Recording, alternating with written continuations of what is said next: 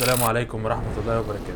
اهلا وسهلا بيكم في اعرف عربيتك اكتر. الفترة دي انتشر خبر عن العربية شاومي الجديدة، فيها مشاكل كتيرة جدا وعيوب صناعة كتيرة جدا، منها ستيل فرامل بيتاكل بسرعة، الابواب ما بتفتحش، البلاستيك بتاع الاكسدامات مش حلو، وايرباج ما بيفتحش، وعدم ثبات على الطريق. واعتقد ان اعرف عربيتك اكتر بتنفرد في نشرها في مصر. طيب هل ده هيأثر على سوق العربيات الكهرباء في مصر؟ اعتقد لا. طيب هل شركة شاومي هي الملامة في الموضوع ده كله؟ هي طبعا هتبدأ تحاول ان هي تصلح الحاجات دي. مفيش اي حاجة بتبدأ جديدة من الصفر غير لما يكون فيها مشاكل وبتتصلح بعد كده. حتى شركة تسلا يعني لسه لحد دلوقتي برضو فيها مشكلة في بدال التسارع، ان هو بيعلق وما بيخليش العربية تقف. ولكن شركة تسلا عملت استدعاء للعربيات دي كلها وبتحاول ان هي تصلح موضوع البدال ده، عاملة ريكول واستدعاء للعربيات السايبر تراك. يلا انضموا في اعرف عربيتك اكتر علشان هنتكلم عن العربيات الكهرباء بعد كده، والسلام عليكم.